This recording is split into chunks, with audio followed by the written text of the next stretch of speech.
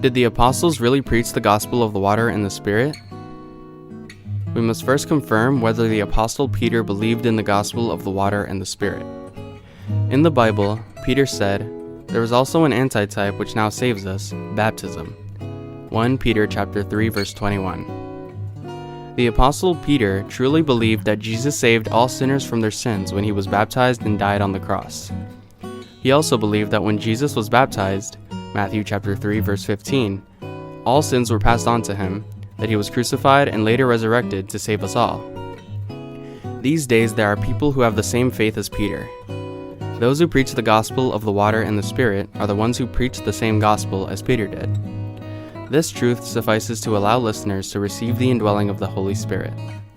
Just as many people received the Holy Spirit when Peter preached the gospel of the water and the Spirit, we also see people believe in the gospel and receive the Holy Spirit when we preach the same truth. A person does not receive the Holy Spirit by vaguely believing that one will go to heaven if he only believes in Jesus as his Lord, but rather by believing in the gospel of the water and the Spirit. Peter once considered the Gentiles as little more than bugs that creep on the ground.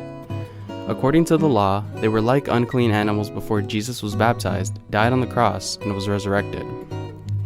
However, even the Gentiles could be blessed with the indwelling of the Holy Spirit by believing in the gospel of the water and the Spirit. So a voice spoke to Peter, saying, "What God has cleansed you must not call common." Acts chapter 10 verse 15. We, as Gentiles, were never able to receive the Holy Spirit, but we can have the indwelling of the Holy Spirit by having faith in the gospel of the water and the Spirit. When we preach the gospel patiently to people full of their own thoughts, often we see them come to believe in the gospel and finally receive the Holy Spirit in the end.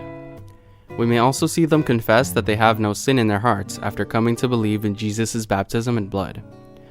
Only then does the Holy Spirit dwell within them.